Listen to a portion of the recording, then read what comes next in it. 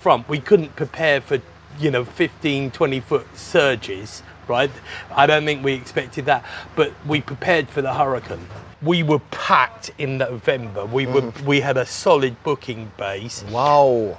But now that they've all cancelled, to be fair, most people have cancelled and rebooked for another time. That lounge area that you have, good, that must come alive at night. We're not a party place, it's more like a retreat. Welcome to another Kareems Quest. Now, with the passing of Hurricane Melissa, it struck a lot of coastal properties, and I was able to visit one of them, which is called Lashings Beachfront at Treasure Beach. Now, this property is owned by an Englishman who came to Jamaica, married a Jamaican woman, and now they have a beautiful family. Of course, it was hit hard by the hurricane, and I mean, you could see the remnants of it, especially, as I came there and I was walking through, I could see how the damage, was devastating. And I remember the first time seeing these images on the social media and just hearing an employee just lament, and you could hear the sadness in her voice. No crying this year. No cry. Bob already said that.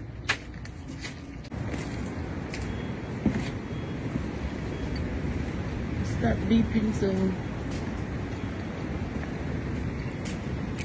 Now, on the day that I visited them, many females were out, and it was like a female team that his wife had assembled, and they were trying to just clean up all the rubbles and try to get back the place to some semblance of normalcy.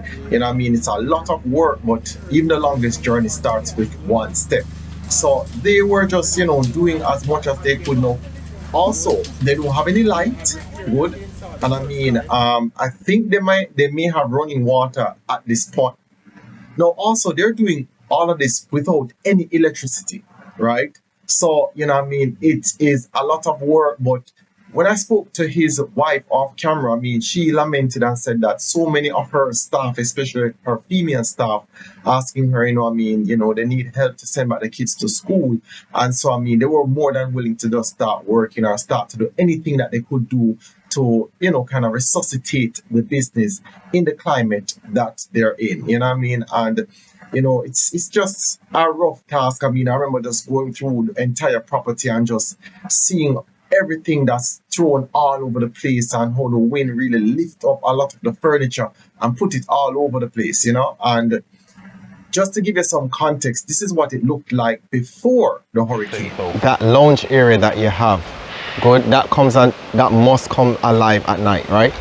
Oh yeah, man, it's really starting to take off. We had a little jazz here last night, jazz by the sea with the waves breaking in the background, and we have a nice chilled sort of atmosphere. And there's 9 rooms at the moment. It's going to go up to about 13, 14 rooms here, down here, but it's all been pretty busy down here. Okay, and prior to this, I remember we would have to get food up by the other restaurant, but now you have your own kitchen down here. Yes, that's correct. So we've got our own kitchen, sort of a little bit different menu, beachside sort of food, the sort of food that you'd want here.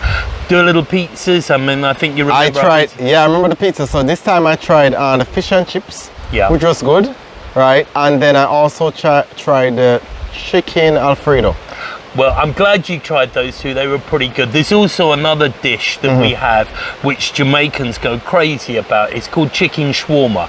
It's not actually it's cooked like a shawarma, but it's actually more like a chicken gyros. It's a Greek dish with natural yogurt. Jamaicans go mad about it, and they love it. So next time you're here, you got to try that. So talk to me regarding the rooms. I got a chance to go in Papaya. First of all, they're all named our fruits. All named after fruits, right? Fruits that you can buy, grow, or see in Jamaica. Okay then. So talk to me about the papaya room. I think that's like the biggest one that I saw. Well, it's an argument whether it's the best room, but it has its own pool. So when it has its own pool, that's pretty cool, right? So you can, basically if you're in there, you've got a girlfriend or something there, you're sitting in the room and you both want to dip in the pool, you can. Or if so it's a private pool. It's a private pool, nobody can see, and it's private just to the people there. With the other pool we've got here, I think we've done our trademark putting natural stones, river stones around it, which is something I love. So we're big into it. A lot of Jamaicans like the idea of going in something wet and cold, right? But they're not actually too keen on swimming. So a little dip pool and a little shallow pool like this, it suits Jamaicans down to the ground. Okay.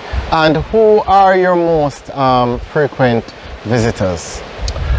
It's a great question. Probably, if I'm honest with you, the more affluent type of returning residents, or the sort of set in Kingston that work pretty hard, and they don't want to come down here for a late night. They do all that when they're working and when they're busy. They come down here, they order a little food, sit in their room, can walk on the beach in the morning and don't have to party all night long. We're not a party place, it's more like a retreat. This is really where you see the unwavering spirit of the Jamaican people, because everybody's trying to just get back some semblance of normalcy.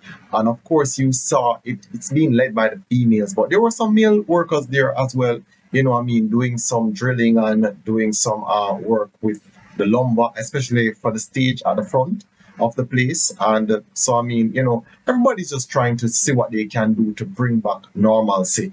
And as usual, especially for a small channel like mine, I need your support. This is one of those channels that it needs your support. It needs people who really love Jamaica and people who love Jamaican culture to subscribe, as well as to share the content with as many people as possible. Now, if you want to see what else is happening in Treasure Beach, you can look for the video that I did on Jake's.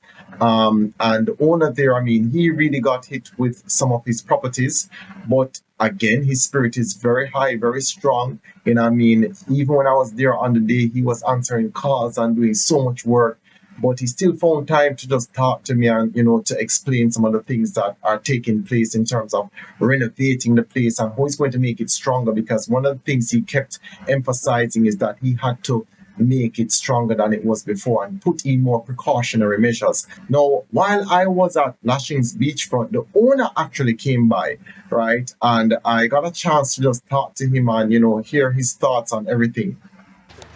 So David, you did a lot of preparation after burial. Yeah, a lot of preparation, which is why I think, apart from people at the front, we couldn't prepare for 15, 20 foot surges, right?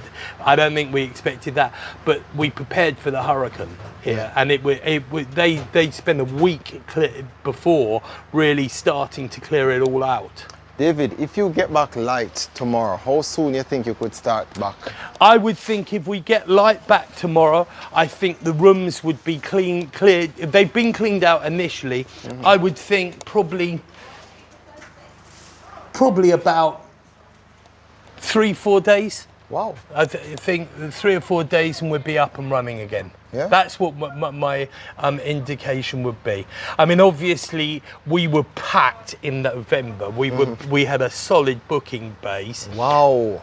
But now that they've all cancelled, to be fair, most people have cancelled and rebooked for another time. Okay, good. So they're not cancelling the booking. And taking back the money? No man. Well, we've always had a no refund policy, but we've never had one complaint. All the way through COVID, people that lost their original holiday, we put them at another time. Makes sense. I love the fact that this is a mom and pop place. I love the fact that, there are so many persons who are trying to rebuild our economy. These situations require help from the micro to the macro level, and for you to be working as a mom and pop business place and to helping so many persons get back on their feet, that means a lot to them. Yeah. Because Treasure Beach is like an appendage to the rest of, Jamaica, because it's so far south, right? So it's a community that requires people to work with each other, right? And I appreciate, what I'm seeing from you guys. it's a lot on the spirit, you know, that you guys have. I think some of the staff, while I was away, I came back Sunday before, and when I was away, I realised the staff had been out. My wife, Shanake, and some of the out feeding people, looking after people, going to Black River that nobody wanted to go to at the time. There was accusations of looting and things, and out there. So I'm very proud of the way the staff handled all this. I think they've done it very well. Yeah, I think so too. I think so too, David. So for right now, David Treetop Restaurant is open. You can go there. You can try the pizza. I tried. David keep changing his menu. That's the truth, right? Because I might tell you something that I tried that I really like. I think I tried the fried rice before, right? That was that, but I don't even know if that's still on the menu based on how David is. Good. So that's why it's very important for you to constantly visit the Tree House as well as Lashings Boutique and Lashings Clubhouse, because when you come here, you know, it's always a different vibes, always a different, you know, you're always going to see sometime a guitar on the wall, sometimes you're going to see something, right? So you always come here, kind of get a different experience each time. But the Tree House for now is open. You come, what are the opening hours for the Tree House? We're opening from 12 to 8 o'clock, and it is a limited menu. And by the way, your fried rice is still on the menu, All right, good. But that's more down here. All right, good. So you see, so the things are still here. You know, you can come out, you can support, you know what I mean?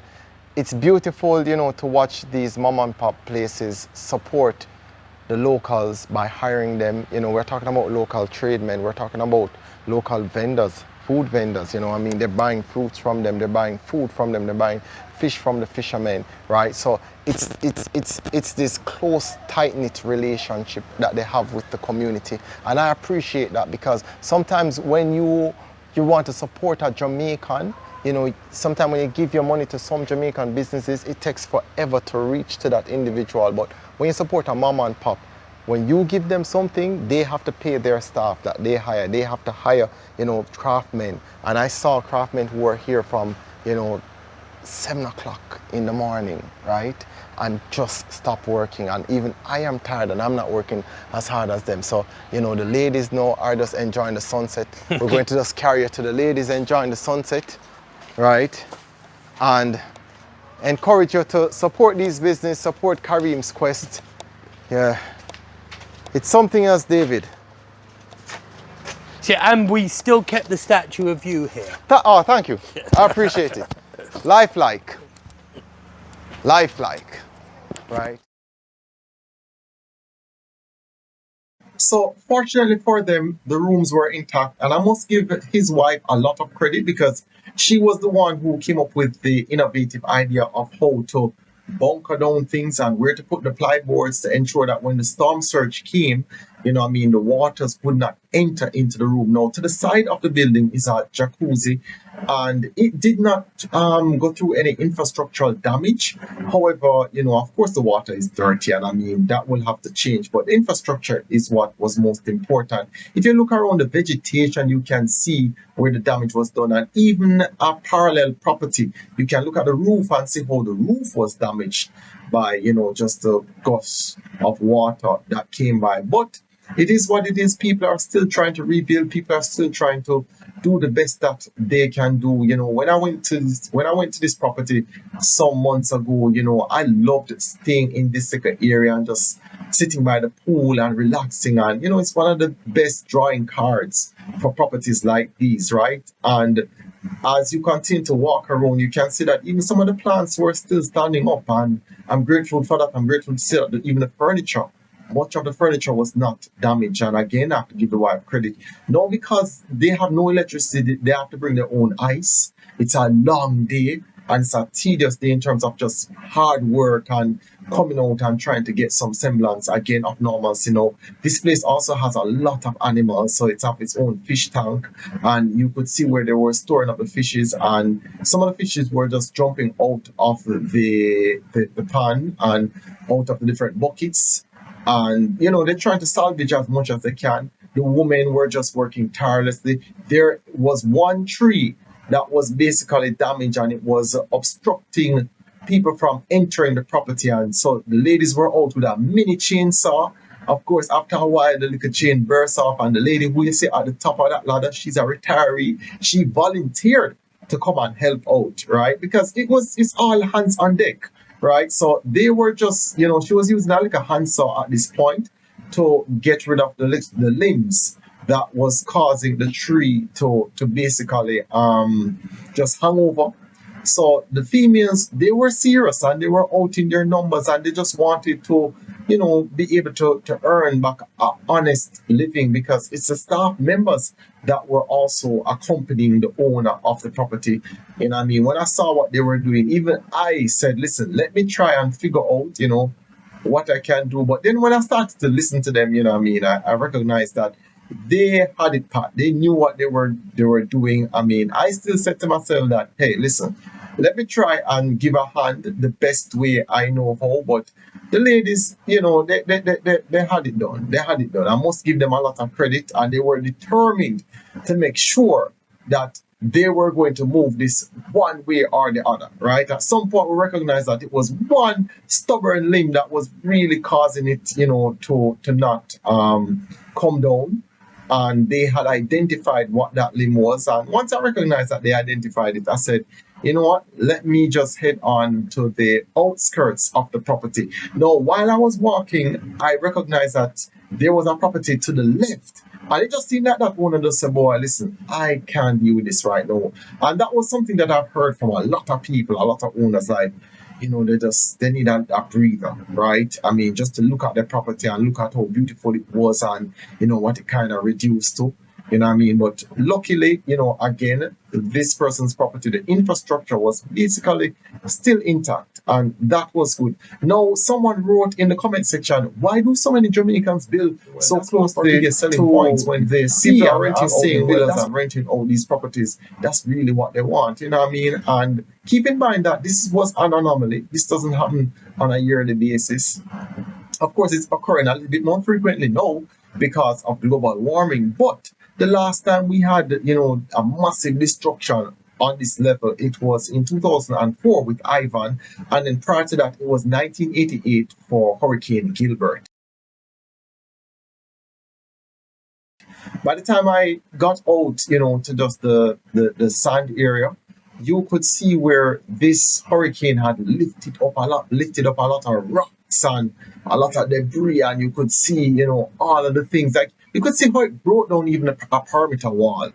And once you saw how huge that perimeter wall was, and it was like a stone wall, you could tell how strong that storm surge was. But walking on the property on this day, the sea was extremely calm. Now, to be fair, Treasure Water Beach on a regular basis is a rough beach.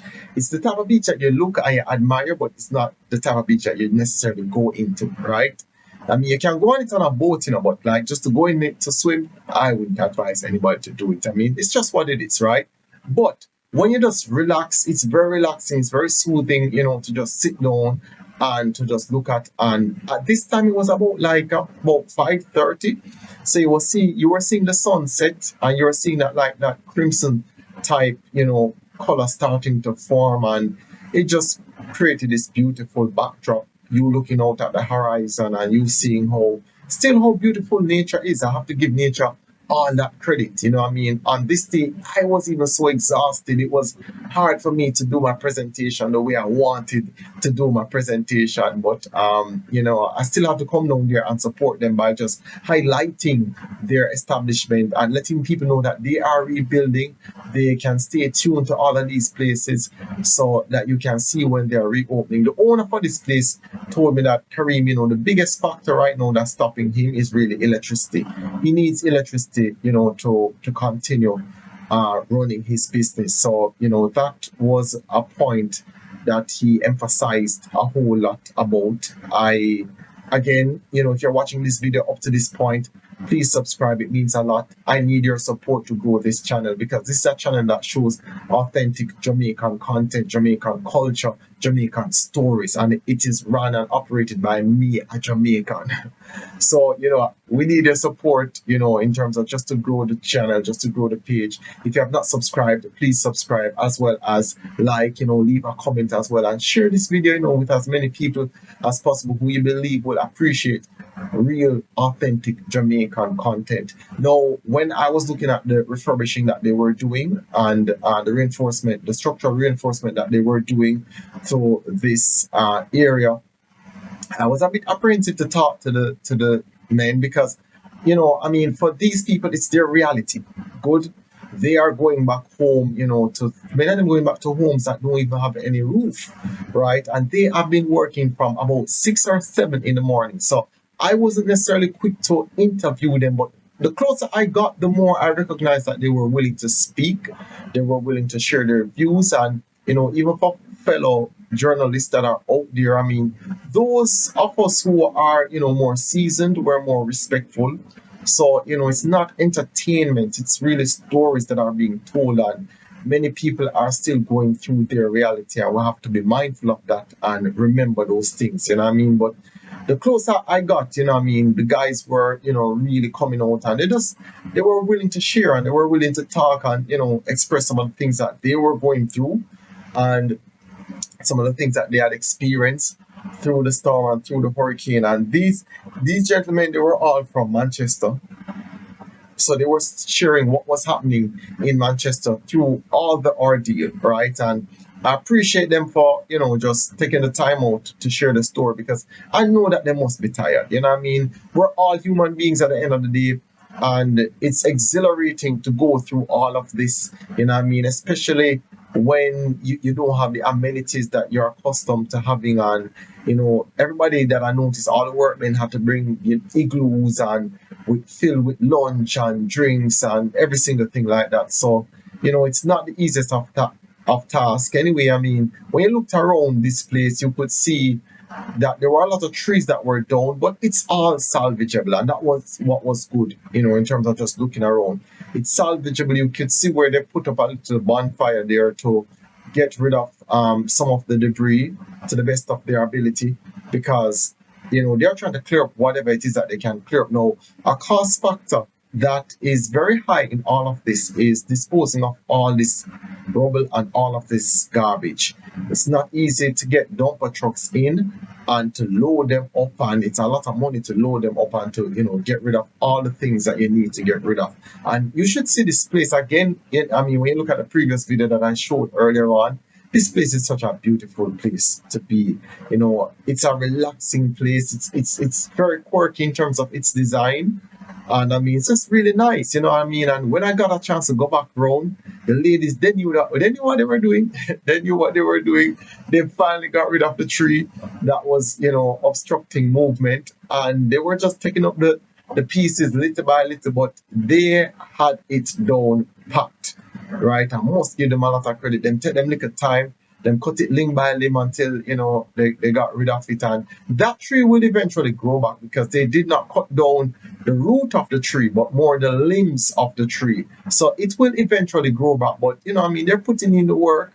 And much like a lot of other persons, this Jamaican spirit, or just the spirit of many of us in mankind when we're going through crisis, it's very indomitable, right? I mean, we when our back is against the wall, them say, that's the option. And a lot of people are, when being strong, how strong they were, how resilient they were, how determined they were to get back their lives on track. And it's not the easiest of tasks, but the support that has been coming in has been overwhelming as well.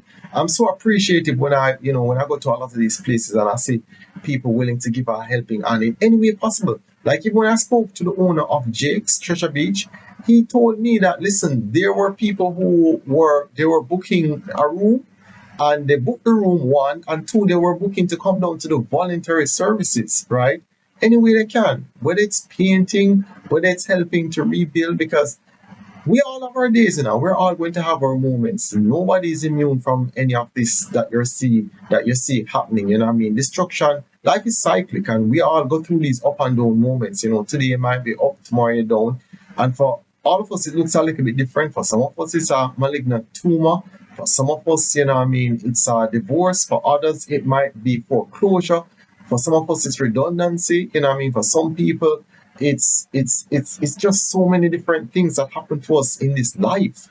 And we have to learn how to support each other. We have to learn how to build strong network system as well, because somebody might be up today doesn't mean that that person can't be down tomorrow.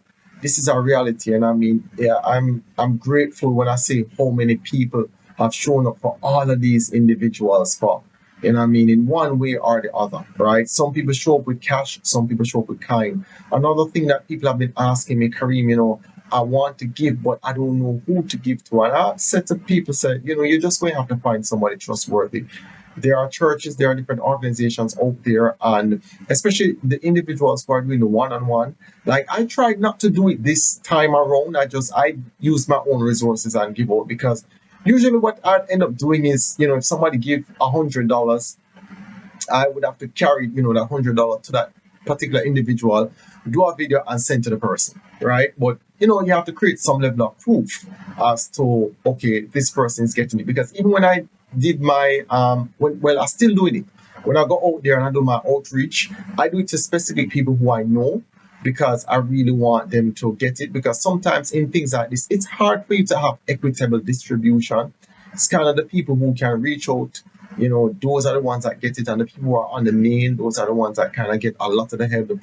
Those who are close to the distribution centers, they are also the ones that, you know, are genuinely going to get most of the help. And it's not something that's wrong with the system, it's just life. You know, some people are in some inland areas that are kind of hard to reach if you don't know the area. So I knew people who, and I still know people who are in a lot of those areas. So I personally just bring my own stuff and then try to get to them, you know what I mean? But nonetheless, it shouldn't discourage anybody from giving and helping, because there are many communities that are still, you know, parakeets, for example. You know, there are many communities that still feel neglected. Communities in Hanover, communities in Trelawney, you know, countless communities that, you know, still need help and still need assistance. And there are some communities that are in some remote areas in Westmoreland, some remote areas in St. Elizabeth, you know, that many people can't get to quite easily.